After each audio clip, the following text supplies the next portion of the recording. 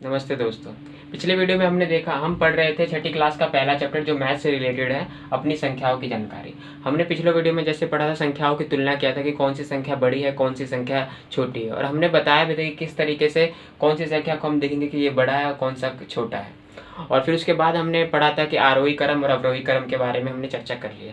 अब हम पढ़ेंगे आगे अंकों का स्थानांतरण, जो आपके एनसीईआरटी बुक में जो अगला टॉपिक दे रखा है। अंकों का स्थानांतरण मतलब, स्थानांतरण का जो मतलब होता है स्थान बदलने से है।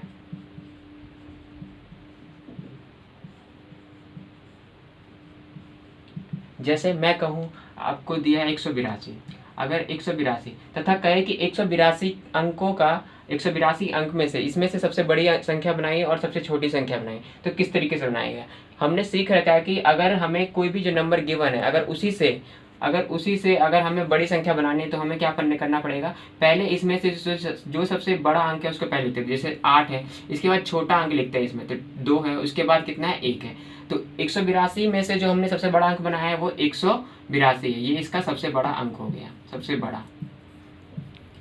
अगर मैं यही कहूँ कि 182 का छोटा अंक क्या बनेगा 182 से ही, तो हम क्या लिखेंगे, हमें पता है, तो सबसे छोटा पहले आ जाएगा, उसके बाद इससे बड़ा आएगा, जैसे 2 है, इसके बाद इससे बड़ा जो 8 है, तो यह 182 का छोटा अंक बन गया।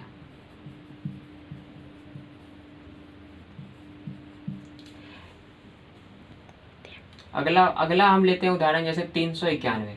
अगर मैं कहूँ 391 में से इसी वैल्यू में से सबसे बड़ी अंक बनाइए, तो सबसे बिल्कुल आसान, इसमें सबसे जो बड़ा अंक है पहले, फिर उससे छोटा 3 और फिर उससे छोटा 1।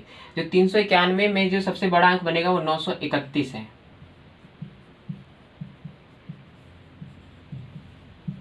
और इसी में से अगर मैं सबसे छोटा अंक बनाऊं तो सबसे पहले क्या लेते हैं, सबसे छोटा अंक लिखेंगे, फिर उसके बड़ा लिखेंगे, और फिर उसके बाद उससे बड़ा लिखेंगे। तो यही 391 का जो सबसे छोटा अंक जिससे बना वो 139 हो गया।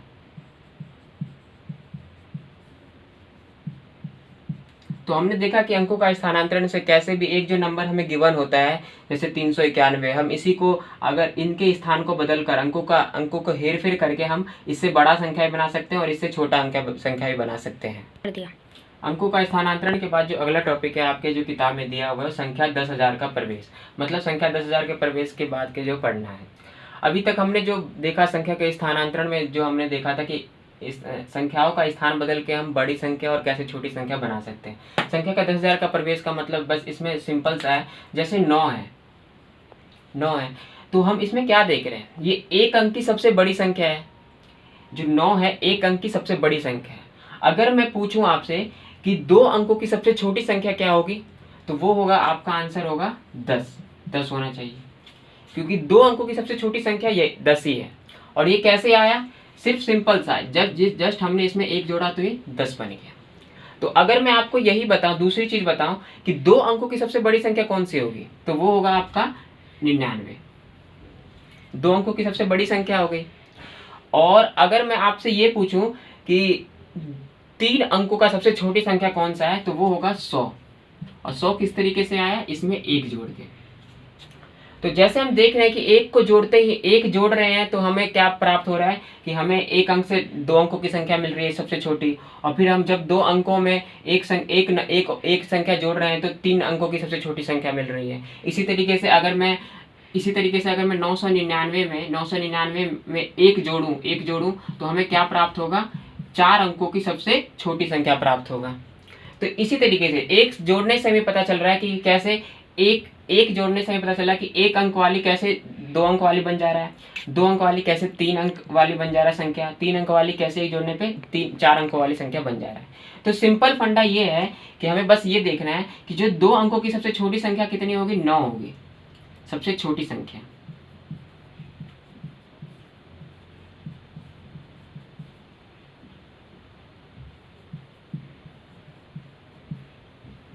एक अंक की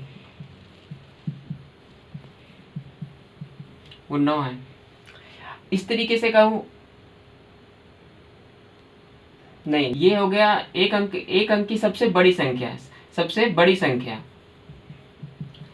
सबसे बड़ी संख्या एक अंक की कितने हो गए, 9 हो गए। और यही कहूं कि सबसे छोटी संख्या एक अंक की कितनी होगी, वो होगी 0, या एक होगी, 1। क्योंकि 0 तो कुछ होता ही नहीं है, तो 1 हो गई। और इस तरीके से अगर यही अगर हम अपनाते रहे, जैसे 2 अंकों की, अगर मैं इसके स्थान पे 2 अंकों के लिखूं तो 2 अंकों की कितनी हो जाएगी, 2 अंकों की कितनी हो जाएगी, 2 अंकों की बड़ी संख्या, 2 अंकों की बड़ी संख्या जैसे हो जाएगी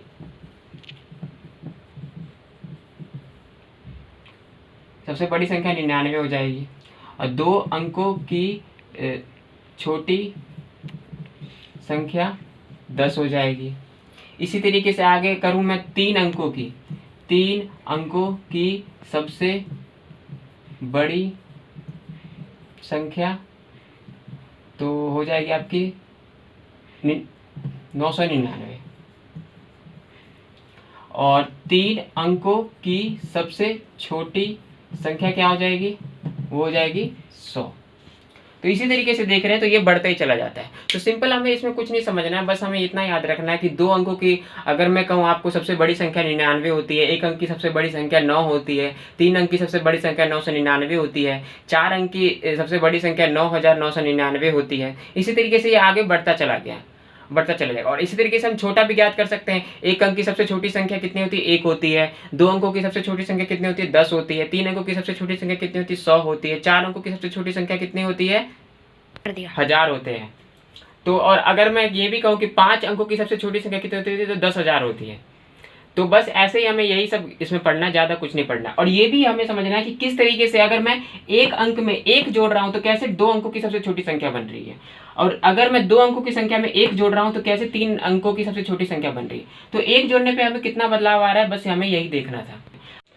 अब हमें अगला जो टॉपिक पढ़ना है 10,000 के प्रवेश संख्या के बाद अभी हमें पढ़ना है स्थानीय मान। स्थानीय मान जैसे मैंने आपको शुरू में ही बताया था, इकाई, दहाई, सैकड़ा, उसी के से रिलेटेड है। जैसे हम एग्जांपल लेते हैं 78। अगर मैं कहूँ 78 का, अब जैसे देखिए 8 का कोई अपना मान है, वो कौन सी जगह पे है, 7 का अपने मान है। जैसे 8 जो है वो कौन से स्थान पे, इकाई के स्थान पे है, और 7 किसके स्थान पे है, दहाई के स्थान पे, दहाई के स्थान पे। और स्थानीय मान में ही हमें एक और चीज पढ़ना है, प्रसारित रूप।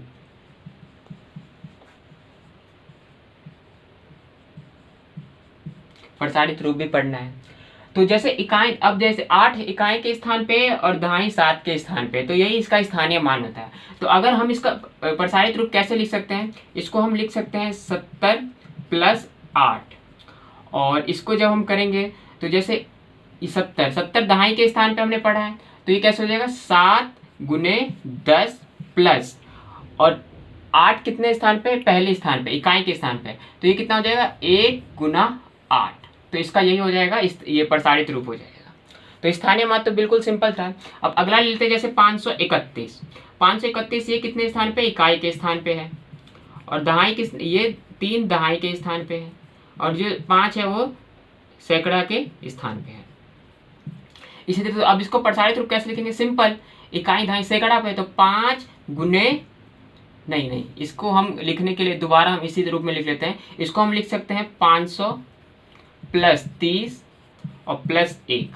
अब हम इसको कैसे लिख सकते हैं, जैसे देखिए 500 को हम क्या लिख सकते हैं, ये सैकड़े के स्थान पे है, तो 5 × 100 सैकड़ा हो गया, जैसे 100, और प्लस 3 किसके स्थान पे, दहाई के स्थान पे, तो 3 × 10 प्लस, और जो 1 है इकाई के स्थान पे है, तो 1 × 1।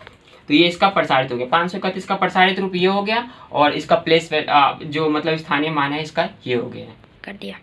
जैसे अब 278 दे रखा है आपकी बुक में, तो हम इसको कैसे स्थानीय मान लिखेंगे, तो जैसे हमें पता है 8 जो है इकाई के स्थान पे, और जो 7 है दहाई के स्थान पे, और जो 2 है वो सैकड़े के स्थान पे। तो सिंपल हम भी इसको ऐसे ही लिख सकते हैं, 200 + 70 + 8, और इसको हम प्रसारित रूप में कैसे लिख सकते हैं, 2 × 100, क्योंकि ये सैकड़े के स्थान पे है, और प्लस सॉरी, और जो 7 है वो किसके स्थान पे है, दहाई के स्थान पे है, तो 10 से गुना कर देंगे, और प्लस जो 8 है वो 8 है जो इकाई के स्थान पे है, तो 1 × हम 8 लिख देंगे। तो इसका प्रसारित रूप हो गया। सिंपल हम इसको भी लिख सकते हैं, जैसे कितना लिखा हुआ है, पढ़ने का आसान सा तरीका, इकाई दहाई सैकड़ा हजार, 5278 लिखा हुआ है, तो हम इसको कैसे लिख सकते हैं, 5000 + 200 + 70 + 8, और इसको हम प्रसारित कैसे करेंगे, क्योंकि ये देखिए इकाई के स्थान पे 8 है, दाएं के स्थान पे 7 है, सैकड़े के स्थान पे 2 है और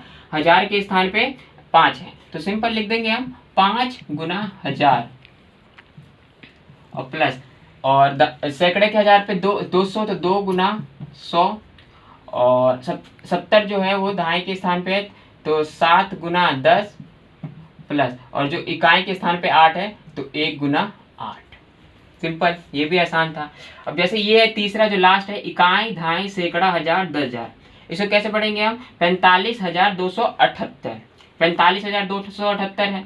तो इसको कैसे लिख सकते हैं हम, इसको लिख सकते हैं, इसको इकाई धाई सैकड़ा हजार 10,000, 45,000 है तो इसको हम लिख सकते हैं 40,000 प्लस 5,000 प्लस 200 प्लस 70 प्लस 8। अब इसको हम विस्तारित रूप में यहाँ लिख देते हैं, जैसे लिख सकते हैं 4 गुने 10,000 प्लस 5 गुने 1000 प्लस 2 गुने 100 प्लस 7 गुने 10 प्लस 1 गुने 8। तो सिंपल हो गया, क्योंकि हमने ये 10,000 इसलिए क्योंकि इसको हम पढ़ेंगे ये ऐसे, इकाई धाई सैकड़ा हजार 10,000, इसीलिए हमने 10,000 से इसको गुना किया है। स्थानीय मान के बाद हमें जो अगला टॉपिक पढ़ना है वो संख्या 1 लाख का प्रवेश, 1 लाख में प्रवेश। अब जैसे हमने पहले पढ़ा था 5 अंकों की जो सबसे बड़ी संख्या वो कितनी होती है, 99,999, ये 5 अंकों की सबसे बड़ी संख्या होती है। और जैसे मैंने बताया था सिर्फ एक जोड़ के हम बता सकते हैं कि एक, जैसे हमने 9 में एक अंक की सबसे बड़ी संख्या कितनी थी, 9 थी, और उसमें हमने एक जोड़ा था तो 2 अंकों की सबसे छोटी संख्या बना ली थी। इसी तरीके से 2 अंकों की सबसे बड़ी संख्या कितनी थी, 99, 99 में जैसे हमने एक जोड़ा तो हमने 3 अंकों की सबसे छोटी संख्या बना ली। इसी तरीके से अगर हम 5 अंकों की सबसे बड़ी संख्या में अगर मैं एक जोड़ दूं तो वो 6 अंकों की सबसे छोटी संख्या बन सकती है। जैसे मैंने इसमें एक जोड़ा तो ये क्या बन गया,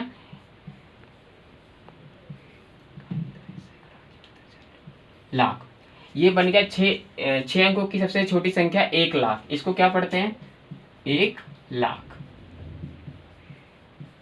1 लाख पढ़ते हैं। जैसे अब मैंने पढ़ाने का सबसे आसान तरीका, पढ़ने का आसान तरीका, इकाई धाई सैकड़ा हजार 10,000 लाख, 1 लाख पढ़ लेते हैं। अब जैसे हमें 1 लाख का, अब तो समझ में आ गया आपको। तो अब जैसे हमें ये क्वेश्चन दे रखा है इसमें, अब कहेगा अब हमें जैसे ये बहुत बड़ी वैल्यू है जो हमें देखा है, ये जो हमने मैंने लगाया इसको अल्प विराम कहते हैं, जो हम अभी थोड़ी देर में पढ़ेंगे। अब जैसे देखो इसको पढ़ने का सबसे आसान तरीका जैसे हमने बताया, इकाई धाई सैकड़ा हजार 10,000 लाख, कितने बच्चों 2,46,853, इसको पढ़ा जाएगा। और अगर मैं कहूँ कि इसको प्रसारित रूप में लिखे तो सिंपल इसमें कैसे लिख सकते हैं, इकाई धाई सैकड़ा हजार 10,000 लाख, तो 2 गुना 1 लाख लिखेंगे हम, क्योंकि लाख आ रहा है, ठीक है, 2 गुना लाख प्लस इकाई धाई सैकड़ा हजार 10,000, तो 4 गुने 10,000 लिख सकते हैं, प्लस इकाई धाई सैकड़ा हजार तो 6 गुने 1000 लिखेंगे, प्लस इकाई धाई सैकड़ा तो 8 गुने हम 100 लिखेंगे, प्लस इकाई धाई तो 5 गुने हम 10 लिखेंगे, प्लस इकाई तो 1 गुने हम 3 लिखेंगे। तो इसका प्रसारित रूप ये हो गया। और स्थानीय मान तो जैसे आपको पता है, 3 का स्थानीय मान इकाई है, 5 का धाई है, इसका सैकड़ा है, इसका हजार है, इसका 10,000 है, इसका लाख है। हमें अल्प विरामों का प्रयोग पढ़ना है। अभी हमने 1 लाख प्रवेश के बाद हमने पढ़ा, अब हमें अल्प विरामों का प्रयोग पढ़ना है। अल्प विराम का हम इसलिए यूज़ करते हैं कि जो जैसे बड़ी संख्या होती है उसको हम आसानी तरीके से पढ़ सके, इसीलिए हम अल्प विरामों का प्रयोग करते हैं। अल्प विराम जैसे हम लिख सकते हैं, कोमा भी कह सकते हो आप। जैसे अब अल्प विराम को भी हम 2 भागों में बांट सकते हैं। वैसे तो अलग अलग देशों का अलग अलग होता है, लेकिन हम जैसे हम भारत में और विदेशों का एक अंतर्राष्ट्रीय है, उसको हम 2 भागों में बांट सकता है। तो जैसे हमने भारतीय पत्ती में तो हमें पता है इकाई धाई सैकड़ा हजार 10,000 पढ़ते, जैसे ये नंबर गिवन है हमें, इसको क्या पढ़ेंगे, इकाई धाई सैकड़ा हजार 10,000 लाख 10 लाख करोड़ 5 करोड़ 8 लाख 1,592 पढ़ेंगे। तथा जो अल्प विराम होता है, अब ये कैसे लगाएंगे, अल्प विराम जो लगाते हैं हम दाएं ओर से तीसरे स्थान पे लगाते हैं। शुरू में इकाई धाई सैकड़े पे, मतलब दाएं ओर से तीसरे स्थान पे लगाते हैं, फिर हम हजार को प्रदर्शित करने के लिए और लाख को प्रदर्शित करने के लिए और फिर करोड़ को प्रदर्शित करने के लिए हम आगे लगाते चलते रहते हैं।